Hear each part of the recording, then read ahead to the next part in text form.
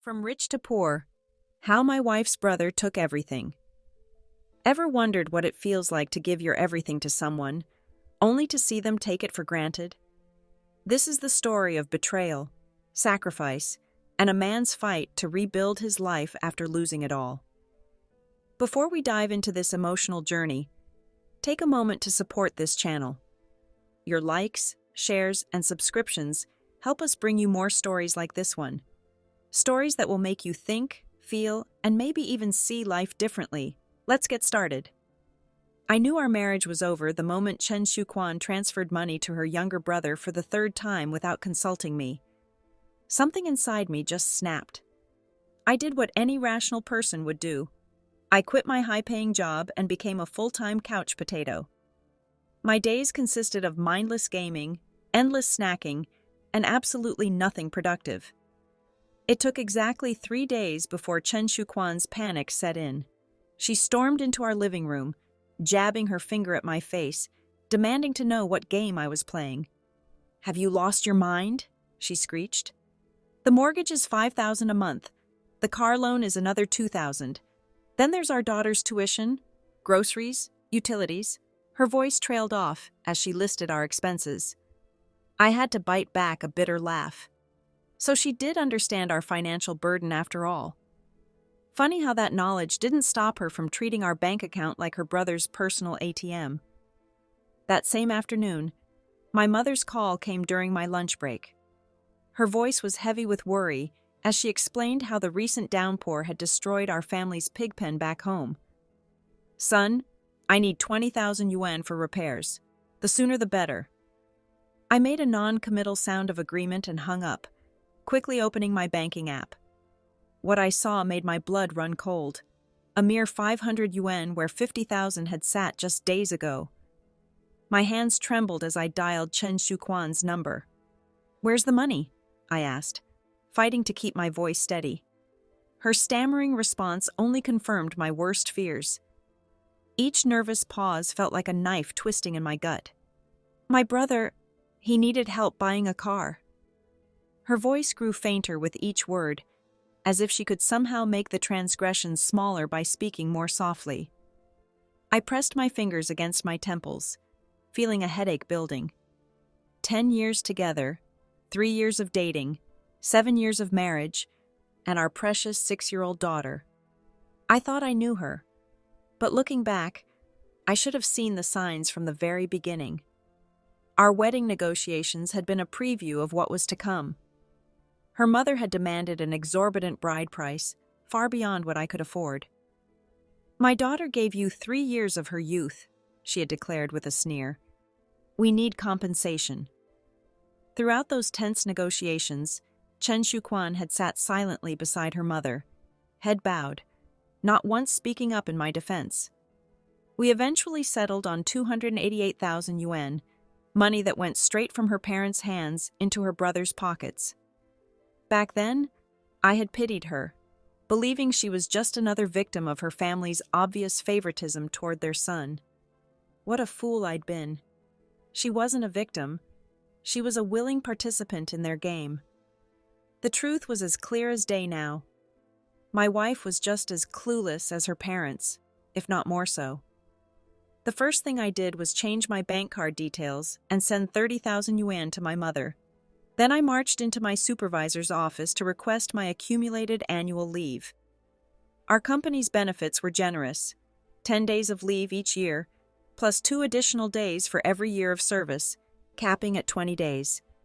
I had never taken a single day, always converting my leave into overtime pay that padded my monthly salary. But this year would be different. When I arrived home, the familiar sounds of cooking drifted from the kitchen where Chen Xiuquan busied herself. "Daddy?" My little duo's excited voice cut through my dark thoughts as she barreled toward me. I scooped her up, breathing in her sweet, innocent scent as we settled on the sofa with her favorite picture book. For a moment, everything felt normal. Just a father and daughter lost in a world of colorful illustrations and simple stories. Dinner was a quiet affair, the only sounds being chopsticks against bowls and duo's occasional childish chatter.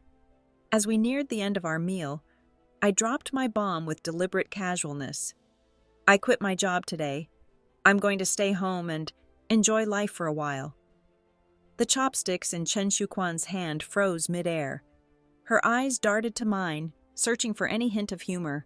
"You're joking," she stated, more than asked. I met her gaze steadily. "Do I look like I'm joking?" She returned to her meal without another word, but I could see the dismissal in her movements. Of course she wouldn't believe me. Who in their right mind would walk away from a job that could bring in 100,000 yuan during peak months? Only someone pushed to their absolute limit, I supposed. The next morning, I experienced a forgotten luxury, waking up naturally, without an alarm. Since marriage, my mornings had been dictated either by work or by parental duties. But today, I simply let my body decide when it had enough rest. Meanwhile, Chen Xiuquan maintained her usual routine, preparing Duo's breakfast with mechanical efficiency, walking our daughter to kindergarten, shopping for groceries. The aroma of her cooking eventually coaxed me from my slumber. When I stumbled into the kitchen, hair disheveled and still in my pajamas, Chen Xiuquan nearly dropped her spatula. "What? Why aren't you at work?" she stammered, eyes wide with genuine shock. I answered with an exaggerated yawn. "Told you yesterday, didn't I? I quit." She stared at me, spatula suspended in midair, searching my face for any sign that this was all an elaborate prank. Finding none, she turned back to her cooking, shoulders tense. And so began my new routine.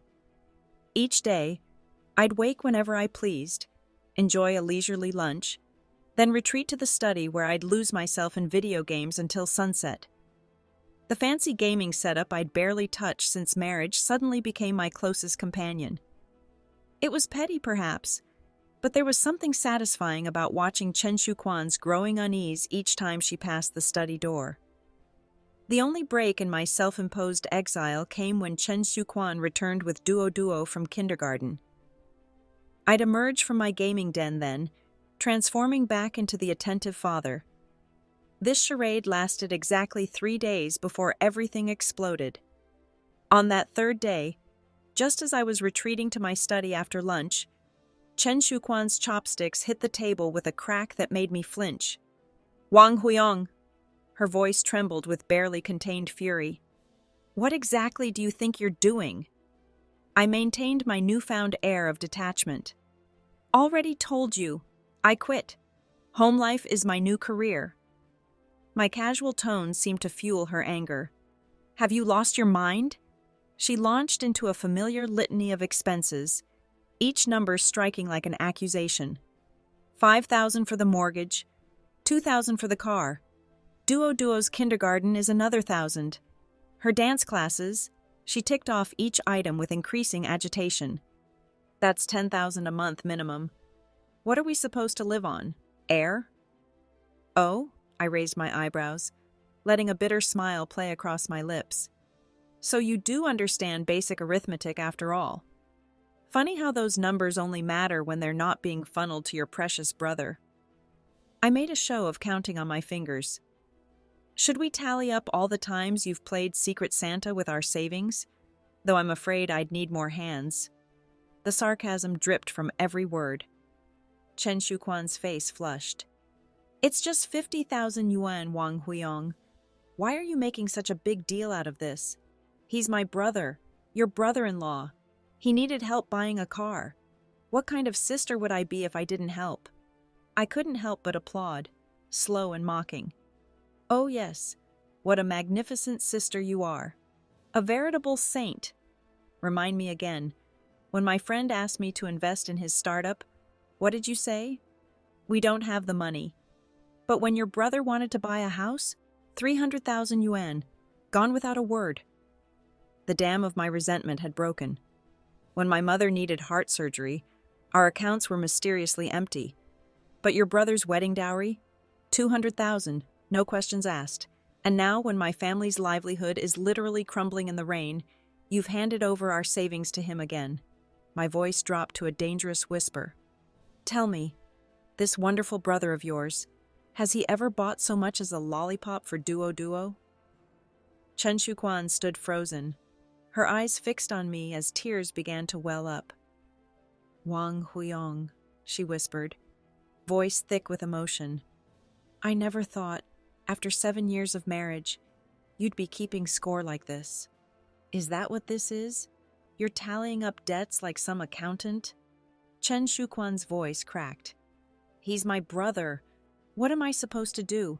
Turn my back on him? Your brother, always your brother, I spat back. At this rate, why don't you just sign over the house to him too? Tell me something, Chen Xiuquan. If your brother means everything, why did you even bother getting married? You could have stayed single, worked yourself to the bone, and devoted your entire life to being his personal bank. Wouldn't that have been perfect? She stood there, finger pointed at me, mouth opening and closing like a fish out of water. You. Words failed her. In a sudden burst of rage, she swept the dishes off the table, sending them crashing to the floor before storming off to the bedroom. I could hear her yanking open drawers, throwing things into a suitcase. I didn't move to stop her. Truth be told, divorce had been lurking in my thoughts for months, maybe years. Only Duo had kept me from filing the papers. The thought of her growing up in a broken home had stayed my hand. Chen Xiuquan dragged her suitcase past me without a glance, the door slamming behind her with a finality that echoed through the apartment. After releasing a long-held breath, I began cleaning up the aftermath of her tantrum. Once the apartment was back in order, I drove to Duo's kindergarten, concocting a family emergency to excuse her early departure. Her face lit up when she saw me. Daddy, why are you here? Where's Mommy? I scooped her up, pressing a kiss to her cheek, my heart aching at her innocent question. Mommy's visiting Grandma. How about you and I have a special day at the amusement park? Her momentary confusion melted into pure joy as she whooped and waved her tiny arms in excitement. The truth about Chen Xiuquan's relationship with our daughter was far uglier than most knew. Her disappointment at bearing a daughter had been evident from day one. When Duo was barely 2 months old, Chen Xiuquan had already started hounding me about trying for a second child. A son, she hoped. While I was grinding away at work, then coming home to change diapers and handle night feedings, she was plotting ways to get pregnant again. She'd even resorted to sabotaging our contraception, secretly damaging condoms. If I hadn't caught her in the act, she might have succeeded. I took matters into my own hands then, quietly getting a vasectomy to end her obsession with having a son. The final twist of the knife came when her brother had a daughter 3 years after Duo's birth. Despite it being another girl, Chen Xiuquan doted on her niece as if she were a precious jewel. Every visit to her brother's house was a display of affection, endless cooing, pet names, and cuddles for her niece, while our own daughter watched from the sidelines. The memory of Duo's quiet questions still haunts me. Daddy, does Mommy not like me? Each time she asked, a piece of my heart shattered. The first signs of Duo's emotional intelligence broke my heart. At such a tender age, she was already learning to read between the lines of adult behavior. I'd comfort her with gentle lies. Of course, Mommy loves you most. But those words rang hollow after what happened when she was 5. That day, her uncle brought 2-year-old Xing to visit. When Xing begged to go to the amusement park to ride the carousel, Duo's eyes lit up with hope. What happened next still makes my blood boil. Chen Xiuquan took Xing to the park with her brother and sister-in-law, leaving our daughter alone at home. When I returned that evening, Duo clung to me, her small body racked with sobs. Daddy, she whispered, I understand now. Mommy doesn't like me. That moment planted the first seed of divorce in my mind. Today was different. I watched Duo's face glow with joy as we rode every ride she pointed to. The carousel's painted horses, the miniature train winding through tunnels, the paddle boats on the artificial lake, and the bumper cars where her giggles echoed across the park. When exhaustion finally caught up with us, we retreated to the park's restaurant. I broke our usual healthy eating rules, ordering crispy fried chicken and fizzy cola. Watching her happily munch away, sauce smearing her cheeks, a revelation hit me. Maybe I'd been wrong. Maybe staying together for the child wasn't protecting her at all. Night had fallen by the time we headed home. Duo was sound asleep in the back seat, her face peaceful in the passing streetlights. After carrying her upstairs and tucking her into bed, my mother-in-law's call shattered the tranquil moment. "Wang Huyong, have you no shame?" Her voice crackled with venom. "Letting Wan run home without even trying to stop her? She's been crying all afternoon. Over what? 5 or 10,000 yuan? What kind of brother-in-law are you? Who counts pennies with their own brother? You have 1 hour to come apologize, or else—" The line went dead before I could respond. Fine by me. One less conversation I needed to have. I had barely drifted off to sleep when thunderous knocking jolted me awake. Opening the door in my groggy state earned me a stinging slap across the face. My mother-in-law stood there, practically vibrating with rage. "How dare you sleep?" she snarled, barging past me. "My Wan hasn't closed her eyes all night, crying her heart out, and here you are, snoring like a pig." She claimed her territory on my sofa like an invading general, ready for battle. My mother-in-law jabbed her finger at me like a weapon. "You, kneel down and apologize to Wan right now." I stared at her, momentarily stunned by the sheer audacity of her demand. "Excuse me?" I gestured to myself in disbelief. "You want me to kneel and apologize? After she's been secretly funneling our family's money to her brother?" Her response was a dismissive snort. "Still playing dumb? Wake up, you worthless punk!" She lunged forward, hand raised. I sidestepped her attack, not out of fear, but from an ingrained reluctance to engage physically with an elderly woman, no matter how hostile. "Mom, take it easy." A familiar voice drifted in from the doorway. Chen Xiuquan stood there, his wife and little Xing in tow, completing our impromptu family tribunal. They arranged themselves on my sofa like judges at a sentencing. "Brother-in-law," Chen Xiuqing's voice dripped with false reasonableness. "Why so tight-fisted? It's only 50,000 yuan. Consider it a loan, A loan?" I felt a cold smile spread across my face. "Let's talk numbers then. 50,000 for your car, 200,000 for your wedding, 300,000 for your house. That's 550,000 yuan right there. Then there's the 8800 computer you borrowed money for, the 1,800 designer shoes you made your sister buy, Xing's piano lessons at 300 yuan each. You bought 20 at once, remember? Another 5,088 yuan. And let's not forget—" "Enough!" My mother-in-law's screech cut through my inventory. "Wang Huyong, listening to you count every yuan and fen, why don't you become an accountant? And while you're counting, remember this.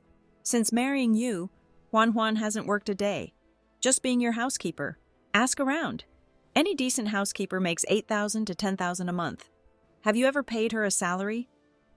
I couldn't help but laugh at the absurdity. Apparently, I hadn't married a wife but hired a housekeeper who required wages. Never mind that Chen Xiuquan had chosen to be a housewife herself. Our raised voices must have disturbed Duo.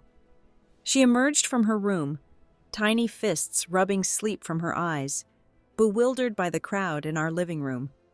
"Daddy?" she called softly, scurrying to my side. My mother-in-law's face twisted with contempt. "No manners at all. All these people here, and you only acknowledge your father? Did he poison you against us while your mother was gone? Teach you not to call us family anymore? No, that's not—" Duo started to protest. "How dare you talk back, you ill-mannered brat?" The venom in my mother-in-law's voice was echoed by Chen Xiuquan's sharp rebuke. Duo, you can't speak to your grandmother that way. Duo, you must respect your grandmother. She's your elder. Do you understand?" Chen Xiuquan's words dripped with irony. Respect?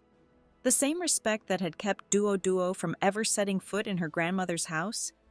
Since birth, Chen Xiuquan had blocked every visit, claiming some superstitious nonsense about it being bad luck for the child. I'd fought that battle initially, but eventually surrendered. Every holiday season played out the same way. Chen Xiuquan would disappear to her parents' house while I took Duo to my hometown. Listen, Wang Huyong. Chen Xiuqing adopted his diplomatic tone, the one he reserved for extracting favors. Just apologize to my sister, and we can put this behind us. Young couples shouldn't let the sun set on their anger. Family is more important than money. You can always earn more, but broken family ties can't be mended. Funny how he only called Chen Xiuquan sister when his hand was out, yet nobody in the family seemed to notice this convenient shift in terminology. I quit my job, I stated flatly. When the money's gone, it's gone. Chen Xiuqing practically levitated off the sofa. Sis, you didn't tell me brother-in-law quit. What about that 200,000 you promised for my business? His wife's sharp pinch to his thigh cut him short, but the damage was done. He shot a guilty glance at Chen Xiuquan, who had gone pale. The revelation hit me like a physical blow. When I'd wanted to start a business, she'd lectured me about risk and practicality, about not wanting to live in fear. Yet here she was, secretly plotting to fund her brother's ventures with our money. White-hot anger coursed through me. Chen Xiuquan, I'll make this simple. If you have any sense left, meet me at the Civil Affairs Bureau to sign divorce papers. After that, you can bankroll your brother's entire life for all I care. 3 seconds of dead silence followed. Then chaos erupted. My mother-in-law launched from the sofa as if propelled by springs, jabbing her finger at my face. You heartless monster! After Wan gave you a child, managed your home, you'd divorce her over a little money? Heaven will punish you! Chen Xiuquan collapsed into fresh tears, her eyes already swollen from the night before. Wang Huyong, how could you do this to me? She broke down, burying her face in her hands. Chen Xiuqing took a more direct approach, shoving me hard. You'd throw away a marriage over 50,000 yuan? Do you have another woman? The accusation hung in the air like poison.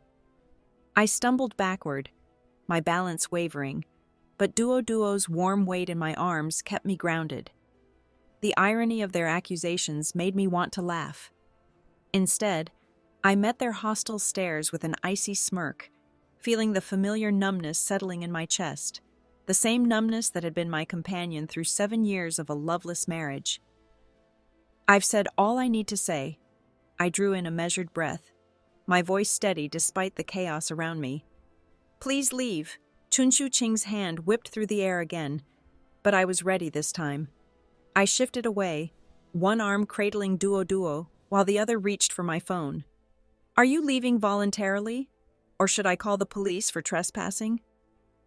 My mother-in-law's face contorted with fury, but Chen Xiuquan, ever the voice of forced reason, held her back. Let's go, Mom, he muttered, his lips quivering with barely contained emotion. They filed out, their curses echoing in the hallway, but Chen Xiuquan remained behind like a stubborn shadow. As the door clicked shut, she wiped her tears with her sleeve, tears I'd long learned were more weapon than weakness. She reached for Duo, but our daughter's arms only tightened around my neck, her small body trembling like a leaf in autumn. Duo, come here. Chen Xiuquan's voice carried that familiar stern edge that always made our daughter flinch. Reluctantly, Duo's grip loosened, though every line of her tiny body screamed resistance. Why force her? I challenged, stepping back. And I told everyone to leave. That includes you. Then came the transformation that chilled me to the bone. Chen Xiuquan's voice shifted to honey-sweet tones. Husband, are you hungry? I'll make you breakfast. That word, husband, after 7 years of cold formality, turned my stomach. It was amazing how a single word could carry so much falseness. Chen Xiuquan, leave. Her face darkened like a gathering storm. I won't divorce you, and I won't leave. This is my home. If you're planning to waste away here, our whole family can waste away together. Did she really think emotional manipulation would work now? After years of indifference? I almost pitied her desperation. You won't leave? Then I will. I scooped up Duo and walked out, heading for my childhood home in the countryside. An hour later, the familiar sight of my parents' modest house came into view. My mother picking vegetables in the courtyard, my father tinkering with the pigsty. Simple, honest work, no pretenses. My mother's face lit up at our arrival, quickly ushering Duo inside. Why didn't you tell us you were coming? We haven't prepared anything. I managed a genuine smile, the first one in days. It's fine, Mom. I'll go to the market later. This wasn't a permanent solution. I knew that.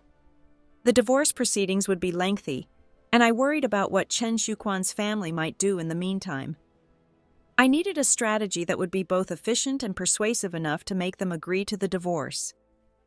2 days into our rural refuge, a call from my bank friend raised red flags.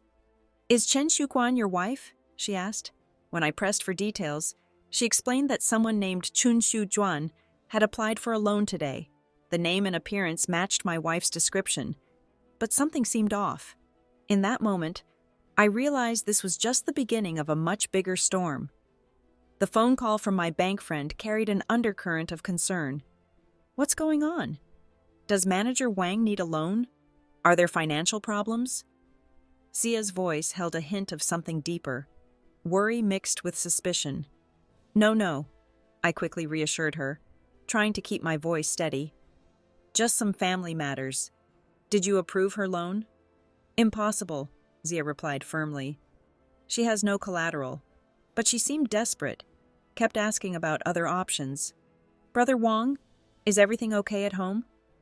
My mind raced back to Chen Xiuqing's earlier words about Chen Xiuquan needing 20,000 for his business venture. The pieces suddenly clicked into place. Denied through legitimate channels, she was now exploring shadier alternatives. A chill ran down my spine as I realized the implications. If she managed to secure loans behind my back, the resulting debt could chain me to her indefinitely. It was a calculated, cruel strategy. I'd originally planned to keep the divorce quiet until after it was finalized, knowing how the older generation viewed such matters, but Chen Xiuquan's desperate financial maneuvering forced my hand. I needed my parents' support and guidance now more than ever. Over lunch that day, I gathered my courage. The words felt heavy on my tongue. Dad, Mama, I'm planning to divorce Xiuquan. The sudden silence was deafening. Chopsticks froze midair as both my parents looked up. Dad's deep sigh and Mom's careful placement of her chopsticks made my stomach clench. I braced myself for the traditional lecture about endurance and keeping the peace. But then my mother surprised me. We knew something was wrong when you brought Duo back, she said softly. To be honest, I never truly warmed to Xiuquan. Since your wedding day, she hasn't visited once. She even keeps Duo from her maternal grandparents.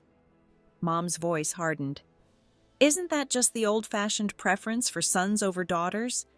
And she's always taking from our home to help that brother of hers. The divorce is for the best, though my heart aches for Duo. The afternoon unfolded into a long, overdue conversation. As the full story emerged, my father's anger built until he nearly upended the coffee table. We gave all the betrothal money to her brother, he spat through clenched teeth. I felt guilty then, thinking we weren't giving enough. Now look, she's trying to secure loans for him behind your back. What kind of woman did you marry? I could only bow my head in silence. Youth, I realized, makes fools of us all when it comes to judging character. After 2 more days of refuge in my childhood home, I decided it was time to return with Duo. To maintain appearances, I stopped to buy a bouquet of roses, a prop in this elaborate charade. When we walked in, Chen Xiuquan was sprawled on the sofa watching television. Her momentary shock at our return was quickly masked, but I caught it. With deliberate casualness, I produced the roses from behind my back and extended them toward her. The flowers felt like lead in my hands, a symbol not of love, but of the elaborate deception I now had to orchestrate. I offered the roses with practiced remorse in my eyes. "I'm sorry. It was my fault. My parents made me realize. You're right. Your brother is my brother too. As his brother-in-law, I should help when he's in trouble." I paused, letting my words sink in. "I apologize. I'll find a new job, and we'll build a better life together." The effect was immediate. Chen Xiuquan's eyes welled with tears at my seemingly heartfelt apology. She embraced me, murmuring words of forgiveness, while I fought to keep my expression neutral. The pieces of my plan were falling into place. In the days that followed, life settled into a deceptive calm. I maintained the charade meticulously, leaving early, returning late, playing the part of a desperate job seeker. Each evening, Chen Xiuquan would inquire about my progress, and I'd respond with carefully crafted dejection. "The job market is impossible right now," I'd say, letting shame color my voice. I was foolish to quit my position. Though I could see her wanting to berate me, my apparent contrition stayed her tongue. She'd simply offer reassurance, telling me not to rush. Then came Sia's revelation. Chen Xiuquan had secured a Waish 200,000 yuan loan, exactly the amount she'd mentioned for her brother's business. The figure shocked me. "How did she manage that without collateral or income?" I pressed. Sia's response was tinged with concern. "These small loan companies are everywhere now. All they need is an ID card. But the interest rates," she hesitated, "they're astronomical." "Sounds like usury," I remarked. "Not technically. They're legal, operating within regulations. They don't compound interest, but their rates would make a banker blush." I silently marveled at Chen Xiuquan's dedication to her brother. Even as our savings dwindled, she'd risk financial ruin for his business venture. Such blind familial devotion was almost admirable, if it weren't so destructive. The next phase of my plan began with careful precision. I started bringing money home, crisp red notes appearing mysteriously from my pockets each evening. Sometimes Waiso's $3,000 or Waiso's $5,000, other days as much as Waiko $9,000. Chen Xiuquan's eyes would light up as she accepted each offering, curiosity evident in her expression. "Where did this come from?" she'd ask, fingering the bills eagerly. I'd respond with a knowing smile, spinning my tale. Since traditional jobs weren't working out, I reached out to old contacts. Huzi mentioned a quick investment opportunity. When he explained how fast we could turn a profit, how could I refuse? Chen Xiuquan nodded enthusiastically, clutching the money as she retreated to our bedroom. She never questioned the source too deeply, her relief at our apparent financial recovery overshadowing any suspicion. As I watched her disappear with the cash, I couldn't help but appreciate the irony.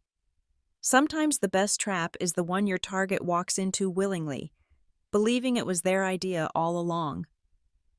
That evening, Chen Xiuquan's whispered phone conversation drifted from the bathroom, each word crystal clear through the thin walls. "We've reconciled, Mom. He's found work, better than before. Makes $110,000 a day." Her voice dropped even lower, smug confidence evident in every syllable. "No, he doesn't know about the loan. And even if he finds out, what can he do? It's joint marital debt. He won't dare divorce me now. If he tries, I'll just take out another loan." I had to suppress a bitter laugh. She really thought me that naive, that blind.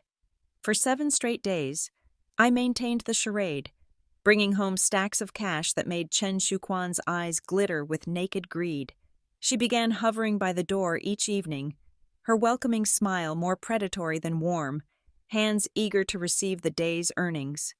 I'd mirror her smile, reaching into my bag with theatrical flourish to present the money, watching as she clutched it possessively. On the 10th day, I initiated the next phase. No warning, no return home, just a cryptic text message. "Something came up. Won't be home tonight. Then silence. Phone off. Gone. Day 11. Continued absence. Another message, this time warning her to secure the house carefully. I could almost taste her growing unease. The 12th day brought the crescendo. My hired debt collectors arriving at our door, faces grim, makeshift weapons in hand. They spun their tale of usurious loans and desperate gambling, demanding my whereabouts from an increasingly terrified Chen Xiuquan. She nearly collapsed from fear, and within hours had fled to her parents' house, exactly as planned.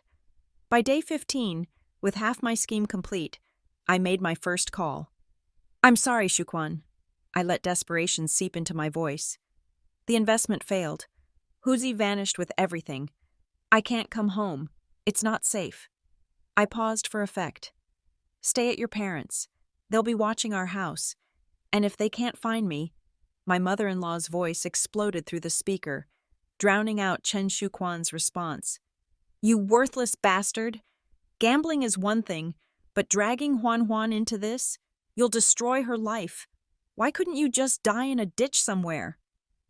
I absorbed her vitriol in silence, letting her fury exhaust itself. Only then did I begin my carefully crafted response, a symphony of apologies, promises, and pleas for patience.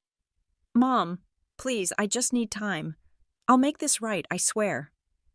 Her response was a torrent of profanity that would make a sailor blush, but I barely heard it. Everything was proceeding exactly as planned, every reaction, every move, precisely choreographed in this elaborate dance of deception. Sometimes the best way to expose someone's true nature is to let them think they've won, only to discover they're playing your game all along. I ended the call abruptly, satisfaction mingling with certainty. My mother-in-law would surely push for divorce now. After all, what use was a husband with no income and mounting debts? Chen Xiuquan couldn't possibly help her precious brother while chained to a sinking ship. All I had to do was wait for the inevitable divorce request. But fate had other plans. Instead of Chen Xiuquan's call, my phone lit up with my mother's name. Her voice came through broken with sobs. "Dayong," she choked out. "Your wife. She just dropped duo here. Oh, my poor baby." Her voice cracked. "The state of her, son. Her clothes are all crusty, her hair matted into knots. I just made her some noodles, and she devoured them like she hadn't eaten in days." My heart clenched as my mother continued, her voice thick with emotion. "She keeps waking up screaming, terrified. What did they do to her at that woman's house? They didn't even feed her properly." Each word was a knife twisting in my gut. In my carefully orchestrated plan to expose Chen Xiuquan's true nature, I'd miscalculated horrifically. I'd assumed she would take duo to her parents' home, that despite everything, basic human decency would prevail. That even if they didn't cherish her, they would at least provide basic care. Instead, they had turned my innocent daughter into a target for their vengeance against me. Fighting back bile, I immediately transferred $110,000 to my mother and booked them a vacation package. Duo needed to heal, to remember what joy felt like. Children should be playing in the sun, not bearing the weight of adult cruelty. But Chen Xiuquan's silence had stretched long enough. It was time to force her hand. Through a lawyer friend, I arranged a strategic call to her, a simple message about mounting debts and impending house foreclosure, suggesting she collect her belongings soon. The effect was instantaneous. Within 24 hours, her call came. "Come home. We need to talk." I crafted my appearance carefully. Disheveled hair, dark circles under my eyes, the perfect picture of a man crushed by debt. As I approached our house, my mother-in-law's shrill voice carried through the door. That worthless bastard lost everything. The house, his job, and now he's drowning in debt. Huan, listen to your mother. Divorce him. What use is a man like that? Standing there, listening to their voices, I felt an odd sense of calm. Sometimes the most effective trap is the one your target springs themselves, thinking it was their idea all along. He's finished. It'll take decades to recover. Following him will only bring you misery. The words drifted through the door as I approached. Chen Xiuquan's response came with a calculated sigh. I want to divorce him too, but his debts are considered joint marital property. I refuse to shoulder his burden. Her voice held more calculation than concern. Her mother's frustration was palpable. You borrowed money for your brother's business, counting on Wang Huyong to repay it. How did he end up deeper in debt than you? Enough, Chen Xiuquan snapped. The divorce will happen, but I won't touch his debts. I'll find a way. I suppressed a smile, forcing my features into a mask of despair before entering. My mother-in-law's eyes turned to daggers.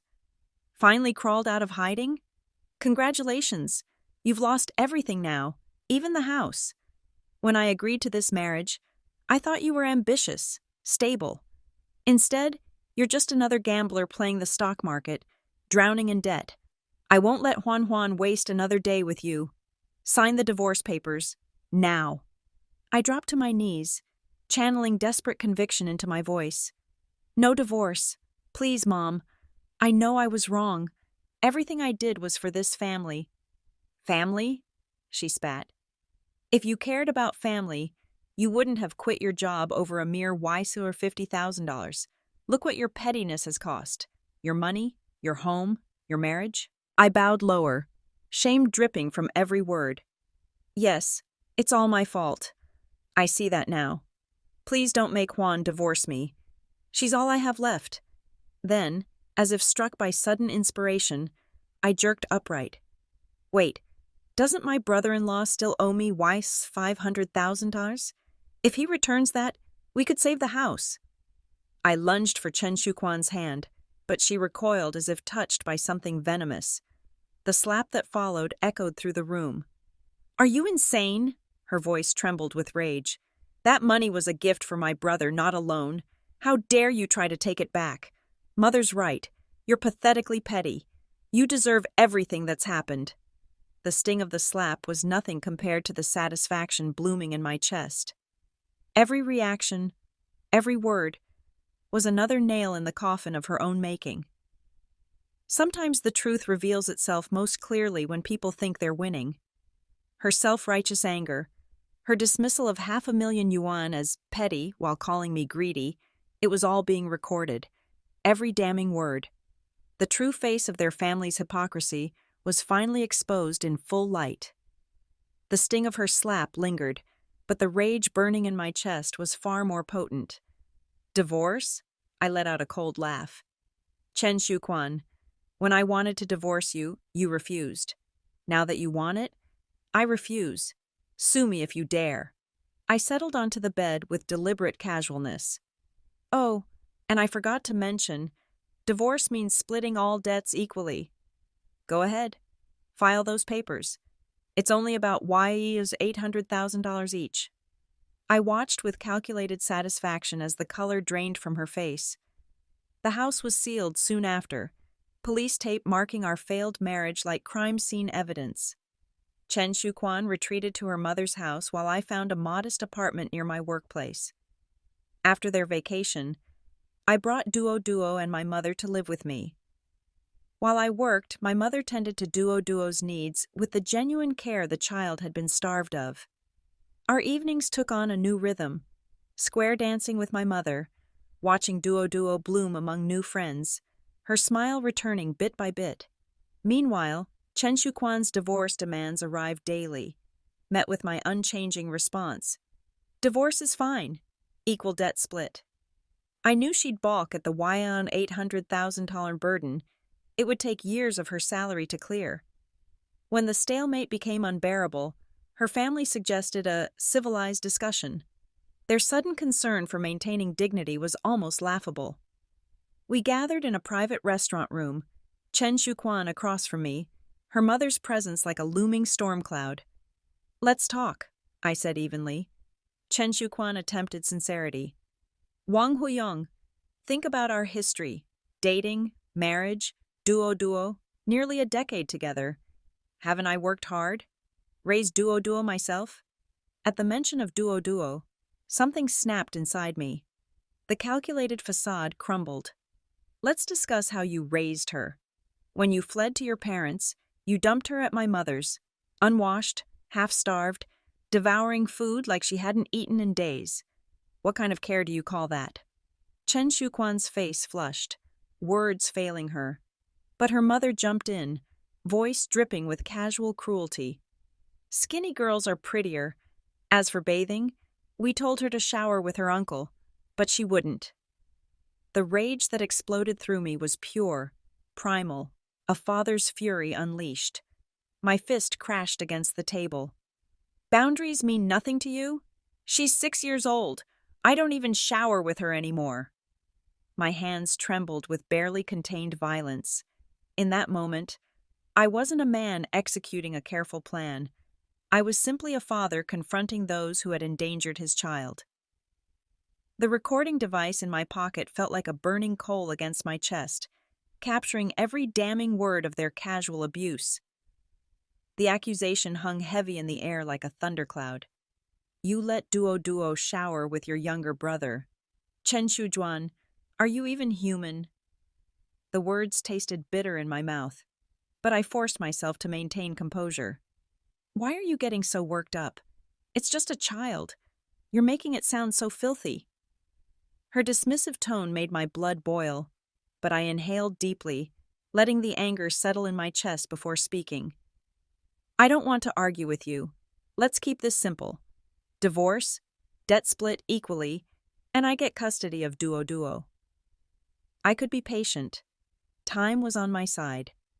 The sharp crack of palm meeting wood echoed through the room as Wang Huyong, my mother-in-law, slammed her hand on the table. Do you have no conscience? She gave you a child. A cold smile played at my lips.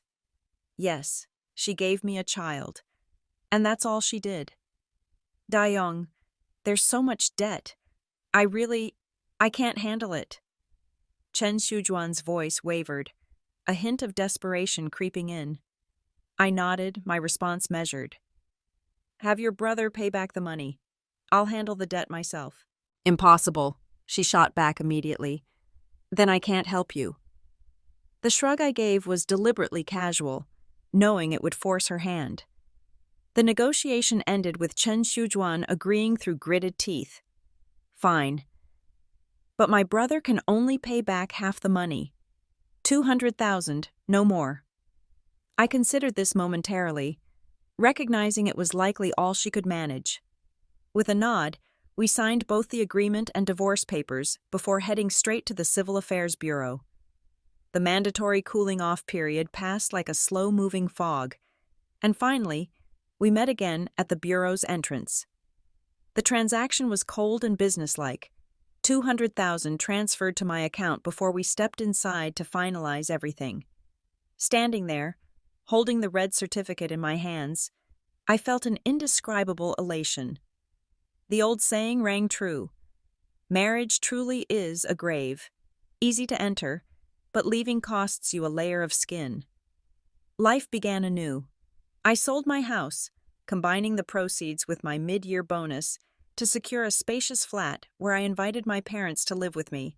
But peace, it seemed, was a luxury I couldn't afford for long. Barely a month into my new life, Chen Xiuquan's name appeared on my phone screen. Her voice came through broken by sobs, telling a tale of destitution, penniless and 20,000 in debt. Years of being a housewife had left her ill-equipped for the modern workplace. She described sending hundreds of resumes into the void, receiving only offers for sales positions or factory work. Her lack of sales acumen and the physical demands of factory shifts, 12 grueling hours, made both options impossible.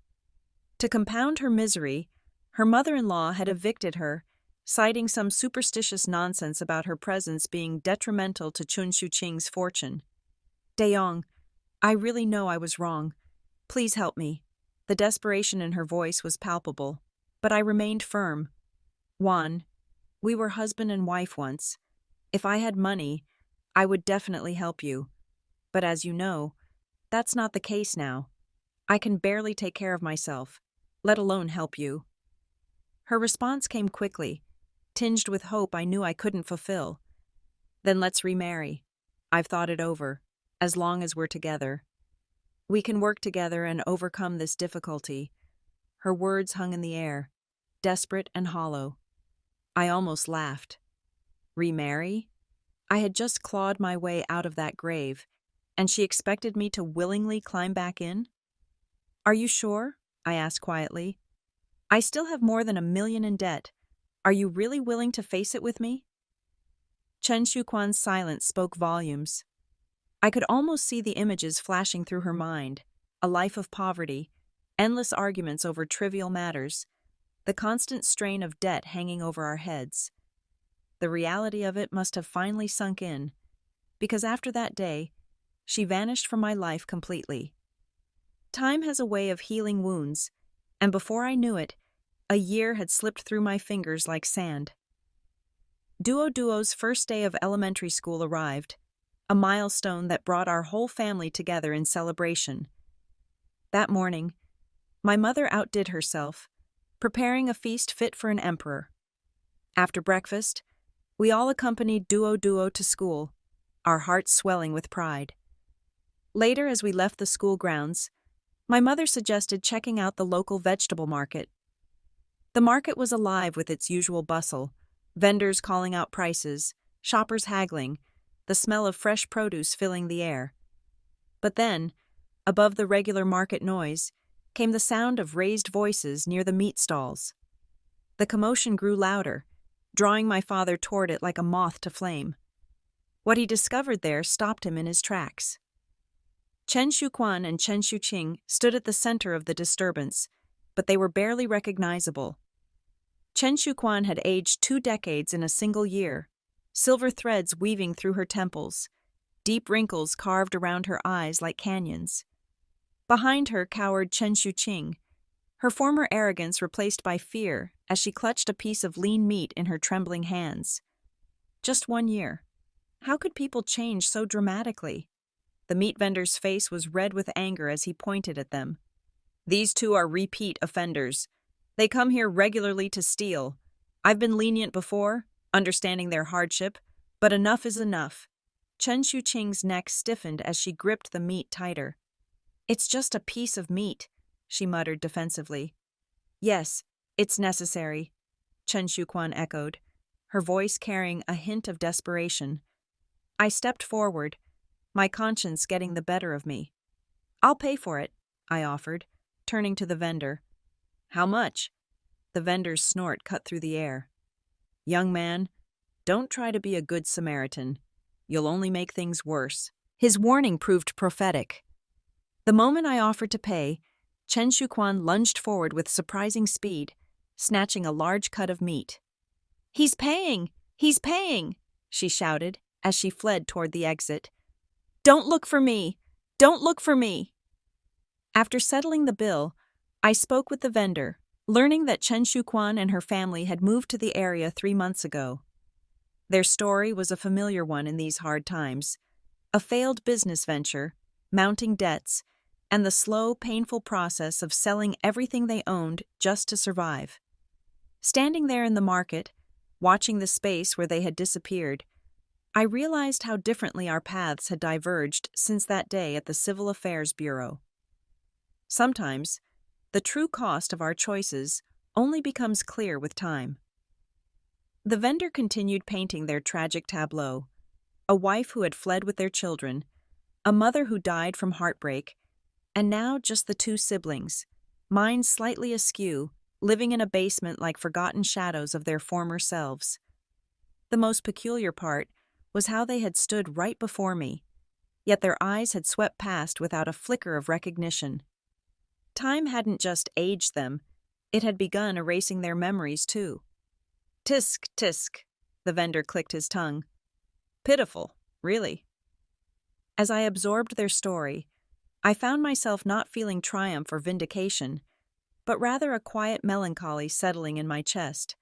Their pattern had always been the same: one sister feeding off the other's resources, while the other had sustained herself by draining her husband dry. Neither had ever learned to stand on their own feet, to face life's storms without using others as shields. Walking home with my parents and our groceries, I tilted my face toward the pristine blue sky. Not a single cloud marred its perfect expanse, a stark contrast to the turbulent years behind me. A thought crystallized in my mind. Life is much like driving a car. True control, true freedom, comes only when you're the one gripping the steering wheel. In that moment, I made a silent vow to myself. Never again would I relinquish control of my life's direction to another soul. The steering wheel was mine to hold, the path forward mine to choose. And in that certainty, I found peace. Mountains might crumble, people might leave, but the one constant, the one truly reliable thing in this world, is oneself.